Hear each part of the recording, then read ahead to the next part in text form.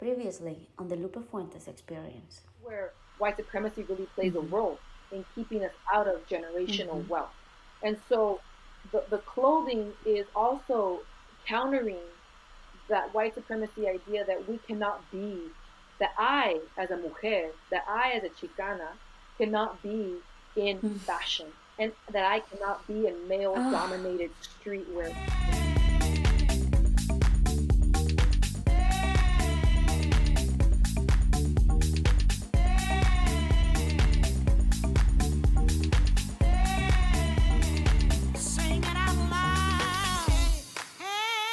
Welcome to the Lupe Fuentes Experience, Latino gang, stand up. In this week's show, I have the pleasure to chat with Clayton Cardenas, a lead actor in the badass biker drama Mayans. So buckle up and enjoy the ride. Hey Clayton. Hey, how's it going? So good, I'm so happy to have you here. Thank you so much for making the show. Thank you for having me. By the way, that's a new look. The hair? Yes. Yeah, nobody knows. I did this. We have we're doing a Mayans M.C. We're on Family Feud this Saturday. So I haven't told anybody I dyed my hair. So I'm just going to show up to the set with red hair. That's so cool. I love it. But did you dye it for the show, or you dye it just because you love to change? I just dyed it. I don't know. I just wanted to change. I was so I don't know. It was this weird thing when I was just so wrapped up in the character on Mayans. I just needed something, because we're done filming now. I just needed something to remind me I'm not that person. Does that make sense? Yes, that's actually a question that I have for you. Is Clayton Cardenas very different from Angel?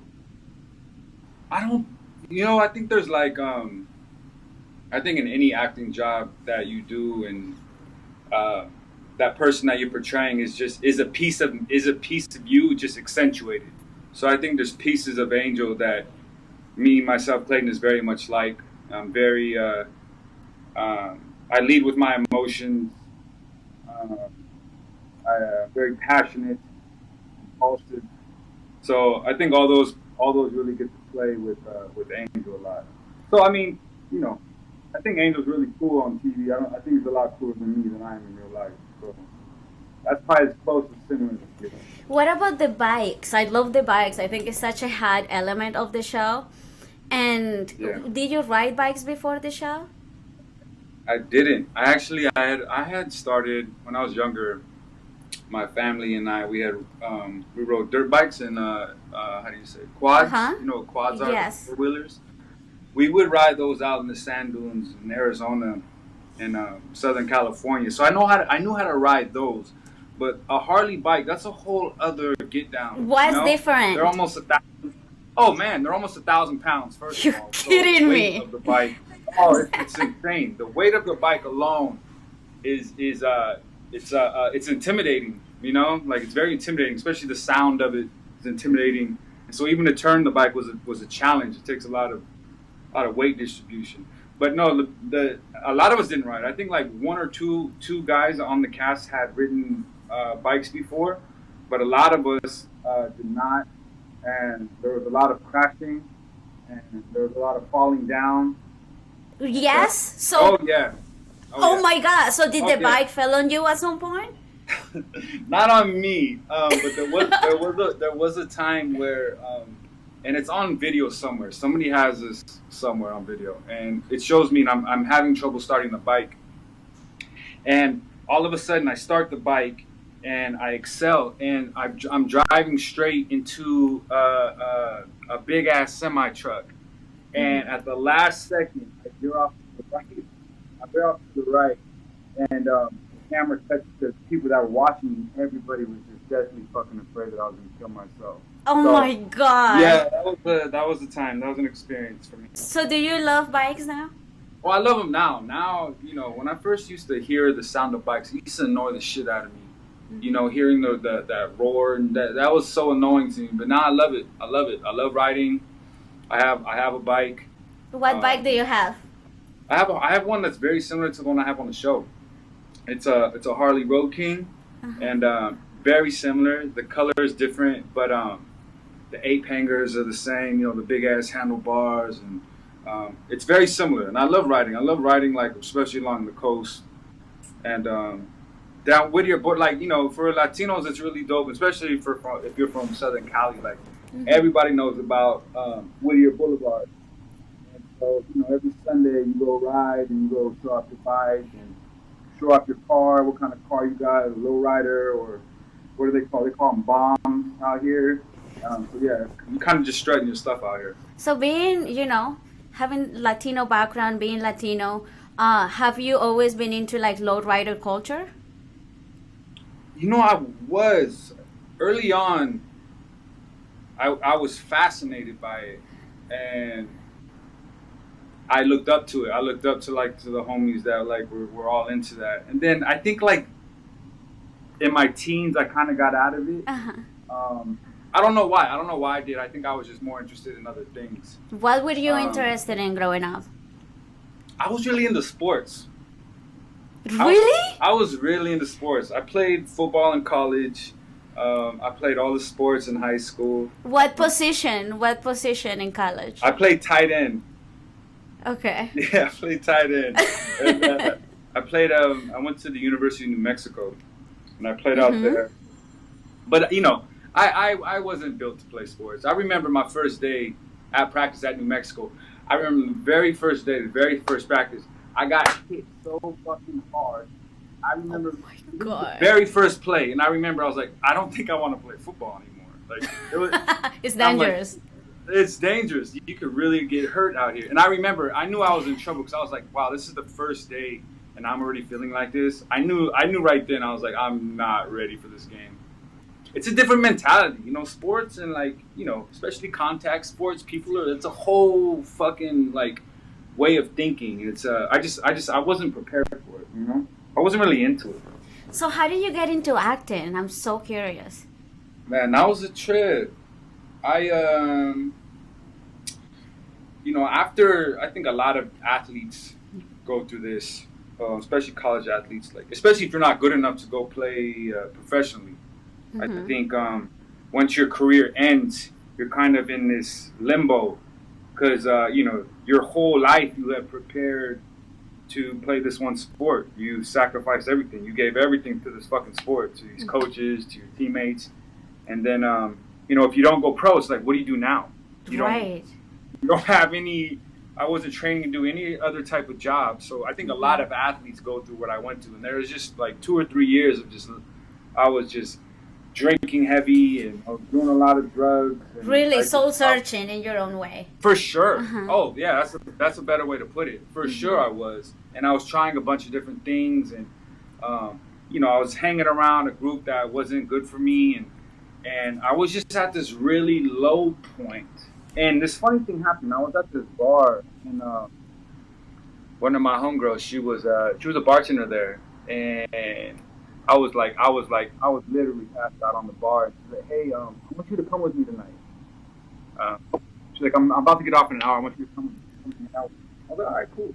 So I'm thinking we're going to go hang out at the house. Of course. And of course, right? Of course. That's the only reason why I'm thinking. That's the only reason why I'm going with you right now. I thought that's where we're fucking headed right now. But we end up driving all the way from Santa Monica to Hollywood.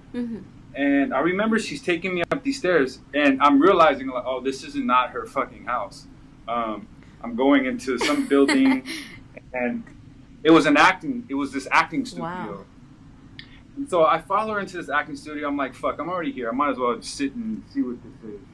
And I remember clearly, watching people, because people were doing scenes. I don't know if you're familiar with acting studios, but there's, people do scenes, and they move on to the next person, they do a scene, and the coach critiques them and whatnot.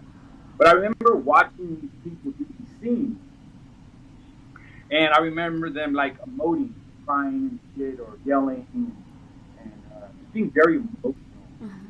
And I remember these people would do the scene, and then their costumes would clap. They were clapping for their emotion. They were clapping.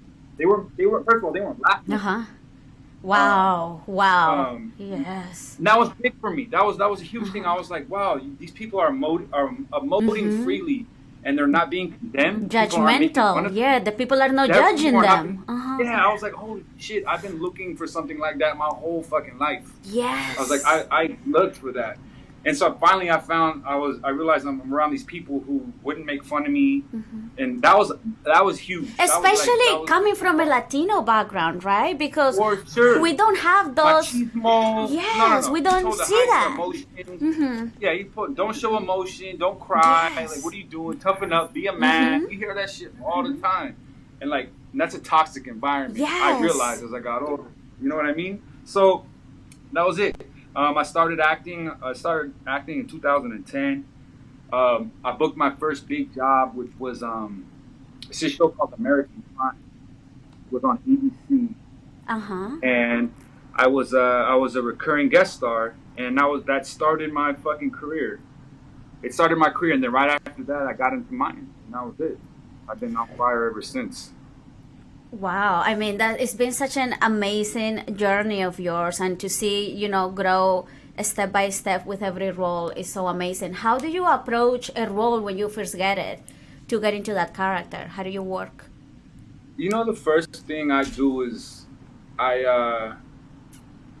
first of all, I read the script so many times. I read it until it becomes I know every word I'm going to say. And then character, I started looking for similarities with Clayton and the character. So I was like, oh, that's similar. Oh, I know that. I understand that. So you tap in like parts of your life that you can remember, memories. For sure. Oh yeah.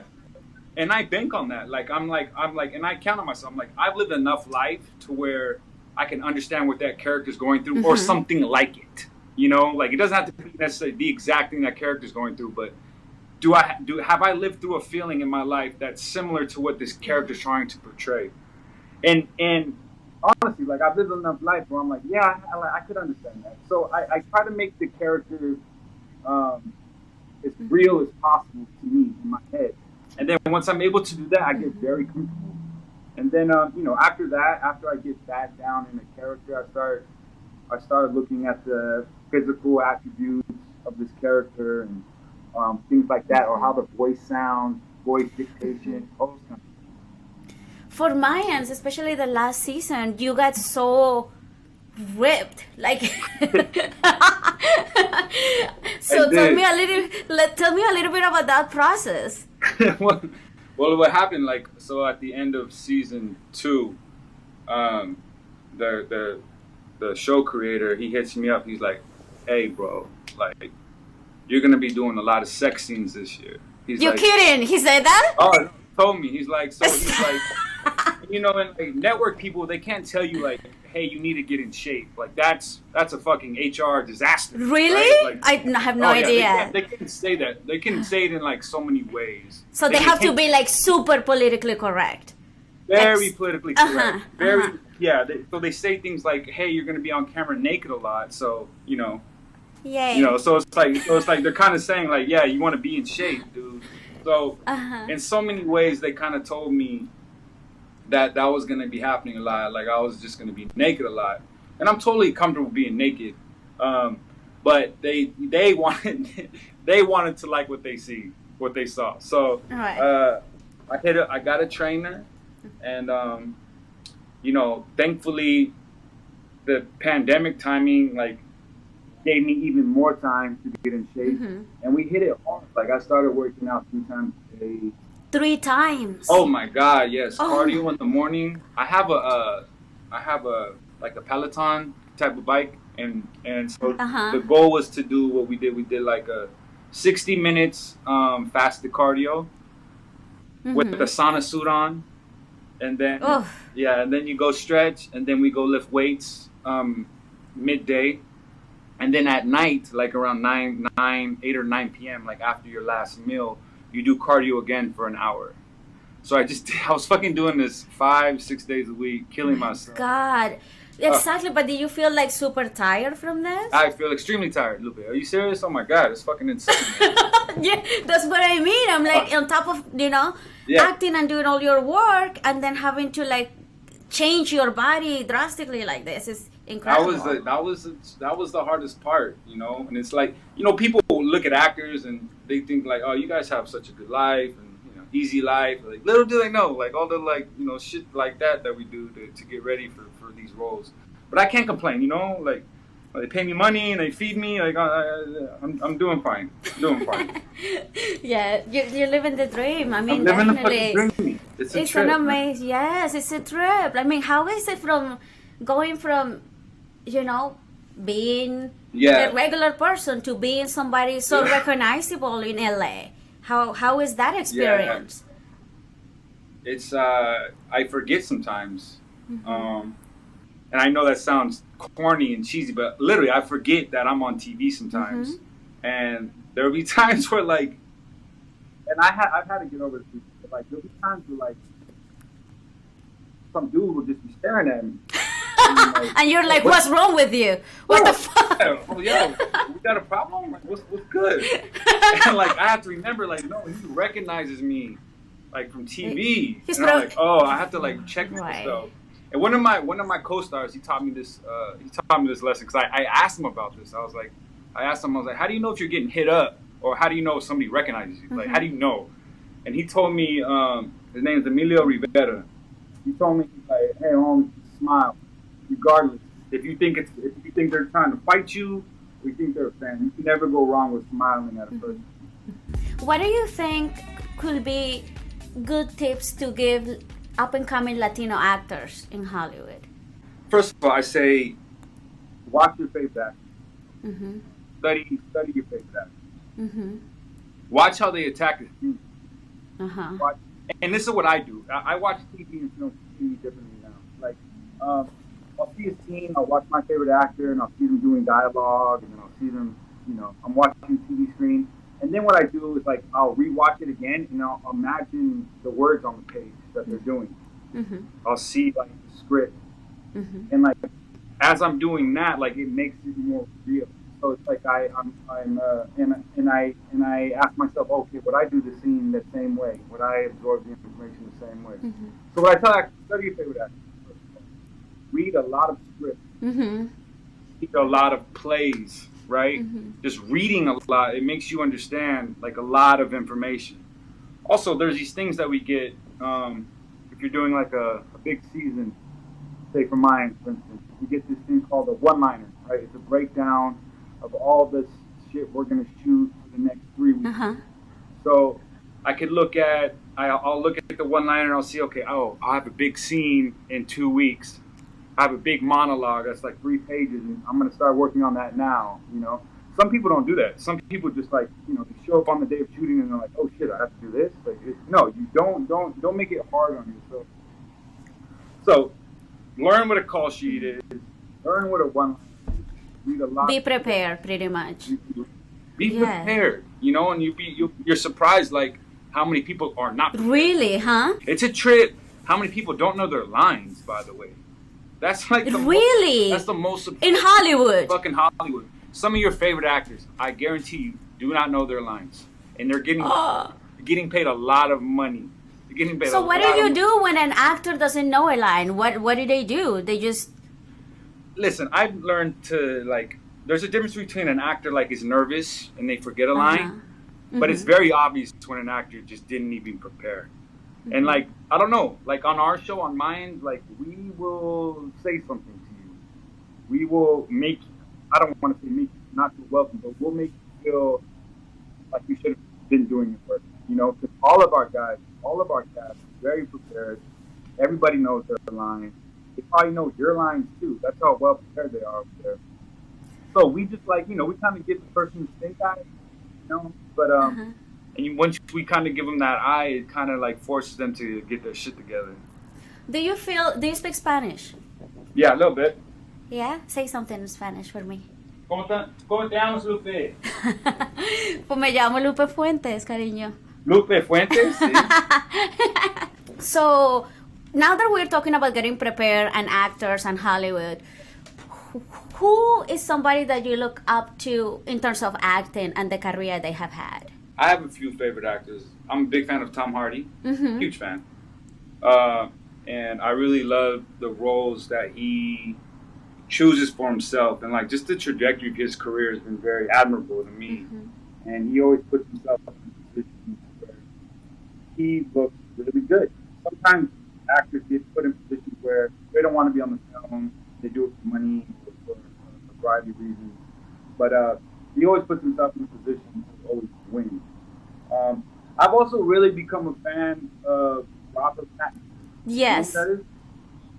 Oh man, I love this dude. Is so, you know, he started with, in my opinion, they started with Twilight. He did all the Twilight films. But all the stuff he does now is so good. He has such a he has a wide range, and he's really good at like controlling his voice. Like he's really good at doing a bunch of different accents. You go through the last films he's been doing, his acting was superb. And I'm a big fan of Daniel Day-Lewis. This dude, in my opinion, he's able to transform into anything he wants, like Christian Bale too. My favorite. Yes. Right? Like that guy, like I mean, the way he transforms his body is insane. The way the way that he even looks in every movie is like completely different, which is like different. How he does that. That is insane. I remember. So there's that one film called The Machinist. Yes, that's where he got. I saw that one. And how skinny he was. That's fucking crazy. I mean, and then he did that film where he was the vice president, Dick Cheney. I forgot the name of the film, but then he fucking gained. You know, he's 270, 280 pounds. It's insane. It's crazy how actors can do that with their body. It's amazing. Yeah. So a little question here for your female audience. What is the way to Clayton's heart? Oh, feed me. The food? What's your favorite food? I'm vegan, so... You are? I am. Yeah, I've been vegan. So no tacos, no carnitas, no... Well, we can do vegan tacos. Don't get crazy now. Right? You can do vegan Mexican food. I do it all the time. But I'm also trying to transition to like gluten-free too, so that makes everything a challenge.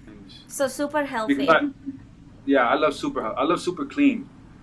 I do a lot of smoothies, a lot of salads. I only stick to like 2 meals a day. Yeah. So what's the way to Clayton's heart? Besides, food. Food is one. Food is one. I love brutal honesty. It's it sounds like. Yeah, obviously, but like sometimes being very honest is, it can be mean, it can be abrupt, but I like it, I dig it. That's cool. That type of raw honesty, I'm really attracted to. Yeah.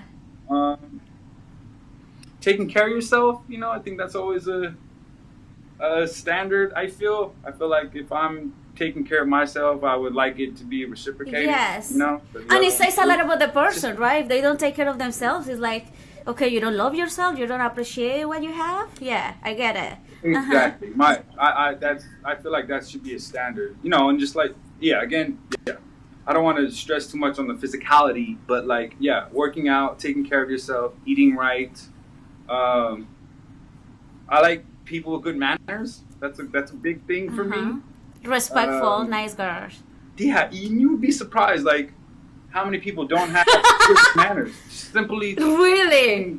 won't even say thank you. You're like, what the fuck? Just say thank you. Like that blows my mind. And yes.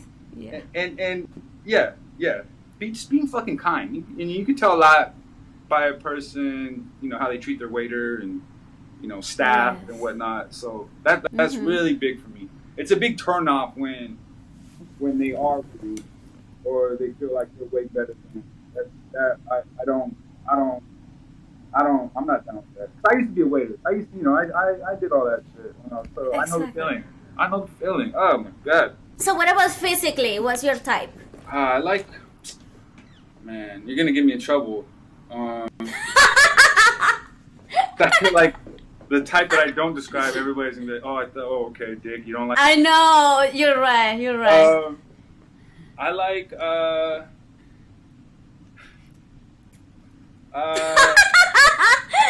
This is a fun question, and you know what? Huh. Your female audience, they love you. That's why You if I have a say really something wrong, big female. if I say something wrong, they're gonna hammer me and they're gonna replay this video and I'm gonna hear it in tweets and I like I'm gonna be politically correct. I like a lot of different kind of things. Great. All that matters is what's on the inside. Great Miss American answer.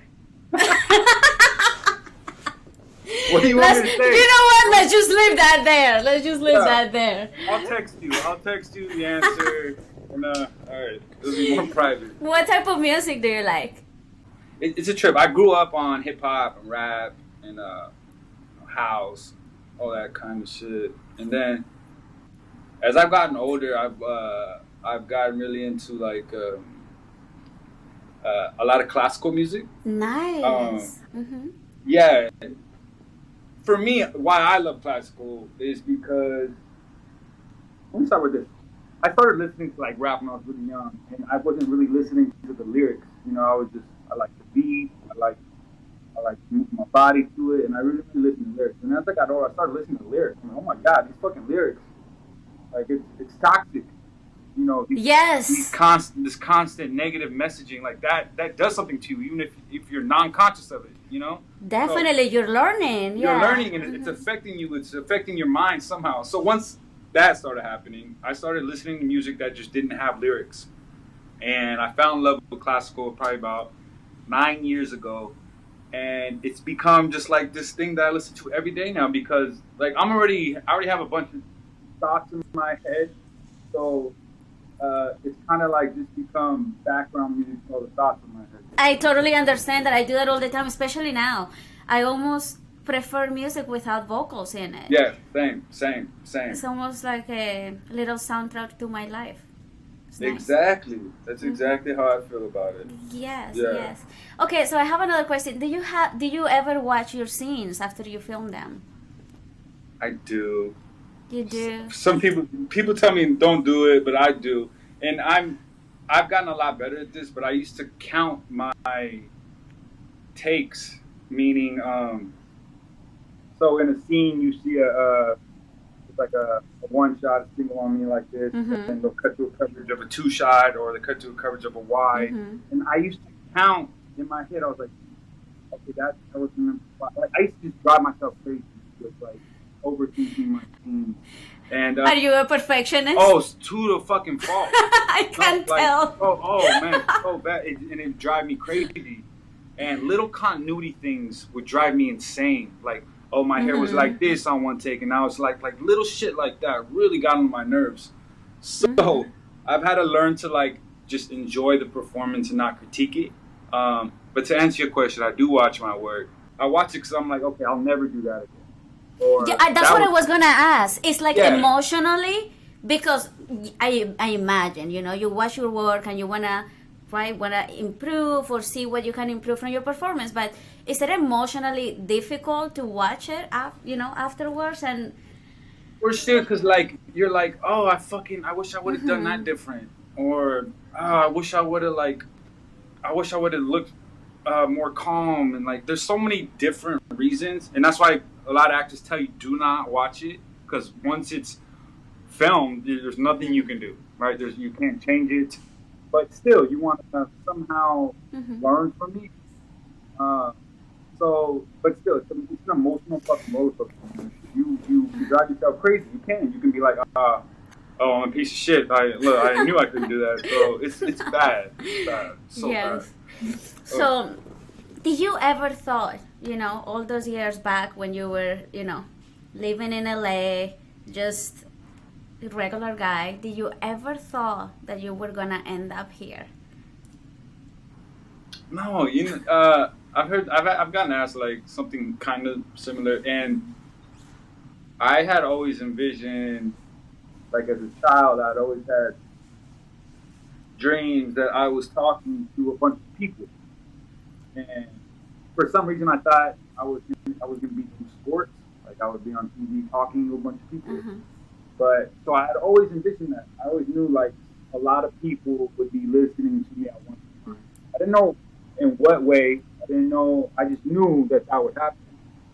And it's trippy because now fucking millions of people in their homes are watching me or listening to me, you know, and it's what I had envisioned. It's not exactly what I envisioned, but it is what I envisioned. So to answer your question, like, I don't know. I didn't know how I was going to get to this point, but I knew eventually I would be talking with some people. But no, I didn't know it was in the TV. Never thought I'd be an actor. Nobody nobody knows anything about that. But I didn't think I was going to be famous. I didn't think of any of that. So, you know, it's still like I still get a little uncomfortable with it sometimes. But yeah, you should feel really proud of yourself, Clayton. You know, I feel like, especially being a Latino actor, inspires so many people, you know, that have that dream and trying to get there. And there is really not a lot of role models out there for people like us. It means a lot to me when I do see little kids come up and they're just happy somebody on TV looks like them, you know? Yes. That's like, that encourages them to do things. And, you know, even like friends, like my age, they want to act now, you know? Yeah, they feel inspired by you. It's so fucking funny, though. Let me tell you. I'll be at a bar. Really? Tell me. This is the other edge of the sword, right? It's great to inspire people. Yeah. Love it, by the way. But there's also another end to it. You know, so I'll be at a barber shop and, you know, I'll be getting my fade in there, and then I'll have some guy come up to me. He's like, "Hey, bro, can you get me on the show?" And just like that.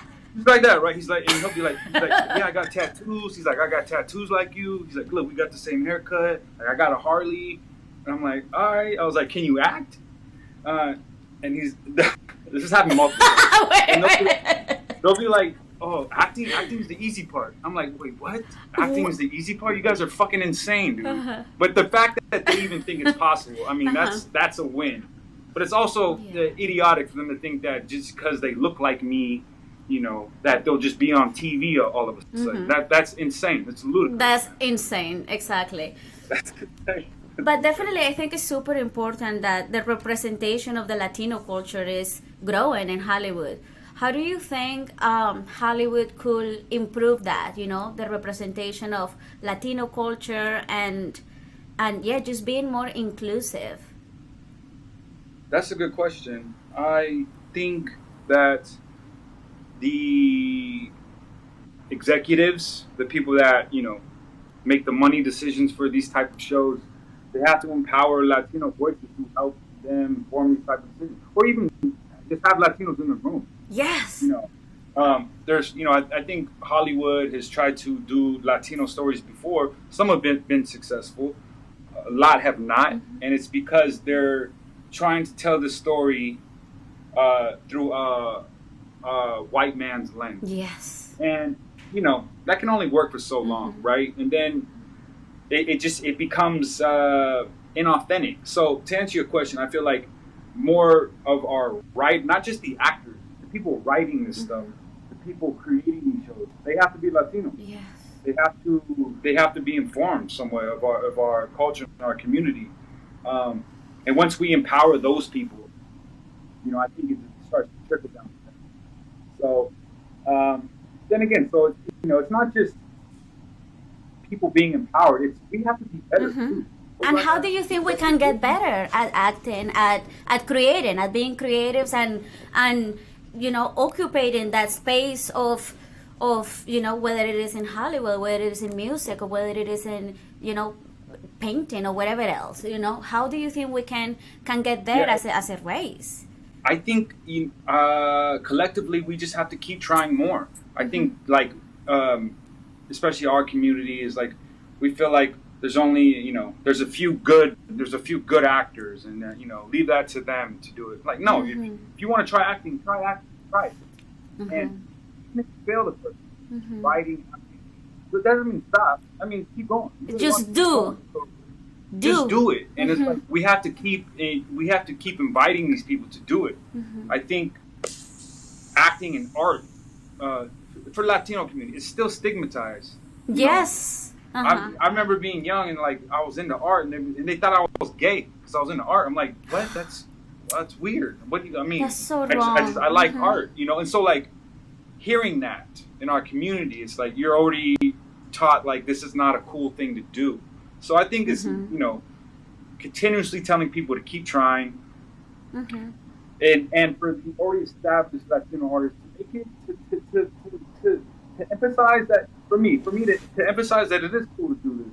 Like you can get a lot of things that you want by doing it. So I think it's more emphasizing that art is accepted, and like you just said earlier, like keep doing it. You have to keep trying. You have to keep it's just, again, the first time you don't succeed doesn't mean it's a failure, right? So keep trying.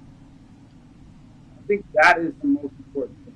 So I watched the spoken word that you have, I Am. Oh, wow. That you did. I watched that spoken word. Tell me the inspiration behind that. That was kind of like just my life story, and that was the first thing I've ever done. Like that was the first thing I ever did. Before I was acting, I got into spoken word. Like spoken word, that's how I was discovered. Actually, I was at this place. What's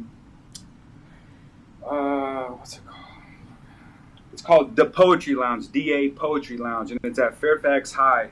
And they have a spoken word that it used to be once a week, and you get up there. I don't know so at this poetry lounge, it's the biggest one on the West Coast, essentially. And there's a big theater, all the audience packed in the theater. Then there's a stage, and because there's so many people, there's people sitting on the stage, and it's very intimidating. So you get up and you're about to do your spoken word in front of a mic, and you have people just fucking sitting right in front of you, staring at you. Just like, go ahead. And so I started like really getting into my spoken word there. And one night there was an agent there, and the agent pulled me aside after I was actually doing a piece of I Am.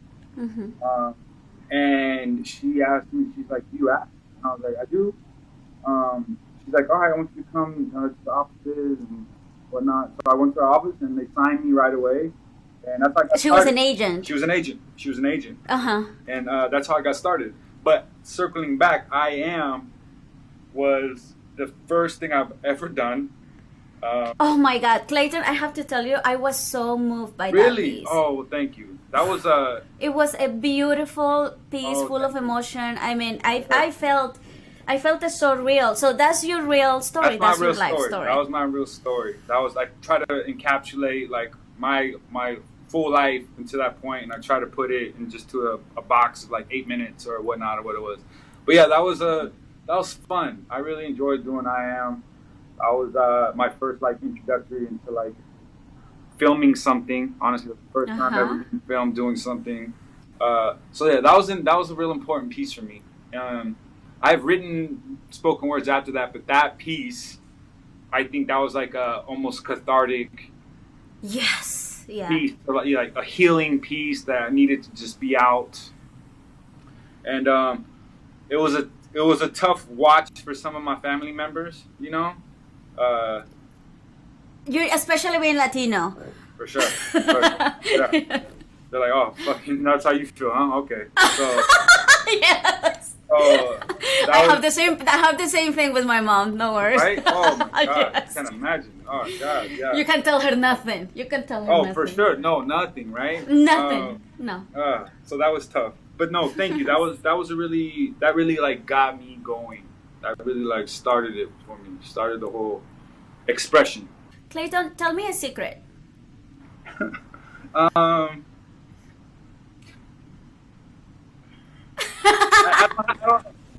I have to be politically correct. Yeah.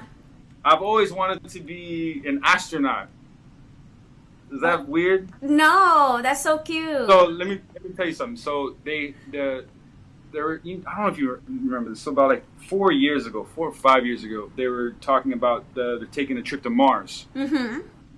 And about like creating life on Mars. And so they were literally asking for people from each heads of industry, agriculture, construction, and they're going to fly these people up there. And I think they still are. Yeah, I think they still are too. Still are, and they're going to go start creating a life for people to come move up there eventually. Yes. And I remember on the website they were asking for artists, and I remember like the whole, you had to go down, you had to read this whole contract. So you applied, and you got selected. Not only did I apply, I wrote a fucking essay telling them why they need me, like why I'd be the best artist up there. And I just remember there was these questions that were like, are you not close to your family? Check yes. Like they wanted all these people that weren't attached to anything here on Earth. So they were making shows. So there's like, the most random questions. Do you love your brother? Do you love your sister? Do you love your mother? Do you have any outstanding bills? Like, there's all kinds of questions. Wow. And, but that always tripped me out. Like, they want artists. That means art. It's important. It's integral to humanity. Yes. It's important to humanity. Yes. Like, but fucking, we're taking it out of our schools here in the United States. But fucking Mars wants art, so what the hell, man? Yeah. You know? I remember that being a big deal, and I remember thinking like, wow, art is fucking important. Art is essential for fucking humanity. Yes. So I wrote my essay, but they didn't accept me. Damn it. Wah, wah, wah. I'm sad. Wah, wah, wah. Wah, wah. Yeah. No, but I'm here now, so I got to do Mayans. So I guess it was Exactly. meant to be You had to stay here. Right? You had to stay here. What is the funniest story you can remember on set, on the Mayan set? Oh my God, there's so many. I bet.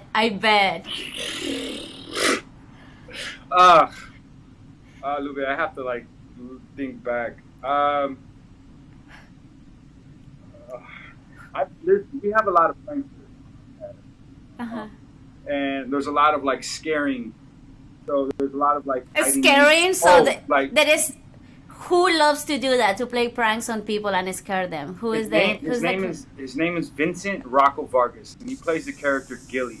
And maybe it's because he doesn't have to talk a lot on the show, so he's always doing pranks and shit. But I remember he was hiding inside my trailer one time, and I had a full plate of food, and I just remember walking in, and he screams, and I throw it, and I'm so fucking scared. And it's on camera. Someone has it on camera somewhere. And the food goes everywhere, and I'm so embarrassed. And he's got the camera right in my face, and it was on live, and like he's embarrassed the shit out of me. And then it was more of a mean joke, but he was always doing shit like that. Oh my God! It's almost like going back to high school, like having all these like cast members. These are 40-year-old children I'm dealing with all the time. Yes. Oh. What is the best thing about being on set? For me, I didn't grow up with like a lot of siblings, so I get to be around guys like me 12, 14 hours a day, and it's fun. It's so, we've gotten to the point where we're literally like family, and you start hanging out with these guys so much, you know them better than your own family, quite honestly.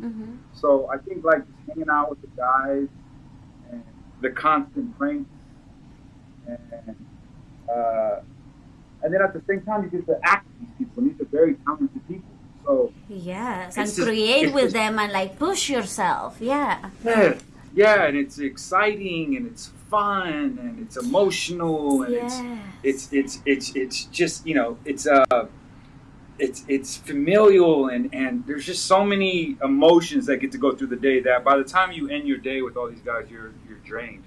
You're exhausted, but you're satisfied. You're proud. All these different emotions, but that's by far got to be the best part. I can imagine like to be. And we hang out with each other all the time. You guys do in real life. All the time. Two of my best friends are on Mayans, so it's an amazing time for me. What was challenging in 2020? I feel like 2020 was a crazy year for everybody. So what was like life challenging or life changing for you in 2020?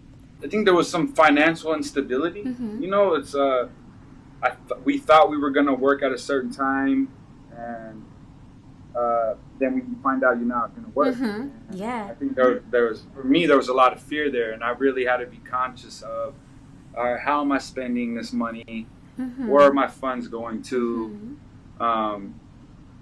And also, the biggest challenging part, though, also besides financial stuff, was making sure that I was staying healthy. Yeah. You know, it was a lot of people use that as an excuse to be a couch potato. Honestly, and to, you know, gain weight and just be unhealthy and eat whatever they wanted. And not to say that that wasn't okay, but to totally change your lifestyle like that, I felt that was completely unhealthy. And, you know, I saw myself doing it for like a week, and I was like, oh, no, I have to stay focused, you know. And because I knew my contemporaries and I knew my competition would be relaxing, and I wanted to have a leg up. I wanted to be, all right, I know these guys aren't going to be working as hard as me. So the challenge is to consistently stay focused. You know, the biggest thing in 2020, I realized that, you know, if physically changing my body, like weirdly opened a lot of doors for me. Like what type? Opportunities, work opportunities. It allowed me to expose myself in more scenes on screen, and you know, that allowed. I think that helps with our show, especially our kind of show. It's about the physicality. It's about, you know, the men and whatnot. So I think it allowed more time of that. So that was that. I learned that if I take care of my body, it will take care of my life. Honestly. Do you like to play the hero or the villain? Oh, I love playing the villain. Everybody's a hero, you know? Heroes are overrated. They're overrated, and they're clean cut, and they're unrealistic. I think they're unrealistic. Yeah. Yeah, you know, I think the anti-hero is always the more real, the flawed. I've always been attracted to like the flawed characters and the characters that have a past and that are, you know. They're just so much more interesting. Yeah, it's sexy. I think it's sexy. It's sexy. I think it's sexy. I think that's sexy. No, me too. I think it's sexy. Right? Yeah, super sexy. So what is next for Clayton Cardenas? I have I can't really say a lot about it, but I have this project coming up that I'm really proud of, and I'm also on the producing end of it. And it's this play that's being adapted into a film. So hopefully we get that going in June. Can you give me any hints? It's about these two characters and how they spend time alone. One is forced. One of the characters is forced in being alone. The other character chooses to be alone, and it's these two stories about that. And then in the end, we find them connecting. And I love the fact that it's really like a very introspective story. For sure. And it's, you know, and it's like we choose. It's just a story. Also, like we choose our reality. We choose what happens to us, regardless if we feel circumstances are the causes of these things. It's our thoughts. It's how we choose to perceive things, how we choose to go about things like that. I'm mad excited about it, by the way. It's like it's been a dream project of mine. I've been trying to get this going for 3 years now, and it's finally come to fruition. So this type of projects, like acting, movies, it takes a very long time, right? The preparation of it. For sure, you know, and it's for a variety of different reasons. You know, you want to get the right actors and the right writers and the directors and producers. Then you have to get funding, and then you have to make sure everybody's schedule is on par with each other so they can, you know, cohesively work together.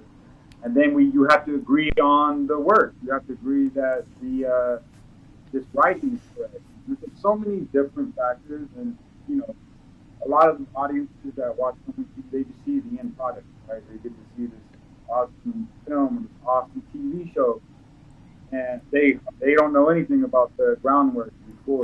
So when you see a film or TV, it's like there was a lot of work put behind that. There was a lot of like brainstorming and a lot of meetings for this show or and it takes years and years, and people don't realize how there's been, you know, some of our favorite films. Like, there's some films that have taken 10 years to get put together.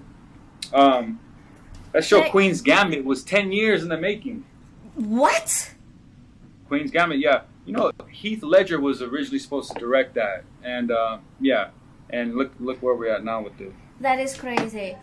So where can people find you, Clayton?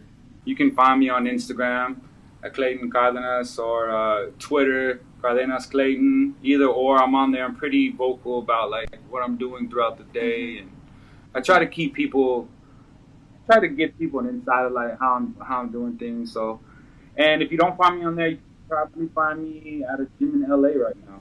Honestly, Yay! that's all I do. And what days and in what network can we watch Mayans? We watch Mayans on FX Networks Tuesday night, 10 p.m. Western Time or Pacific Coast, and 7 p.m. East Coast Time. And also, if you don't have FX, you can watch it the next day on Hulu, streaming all day long.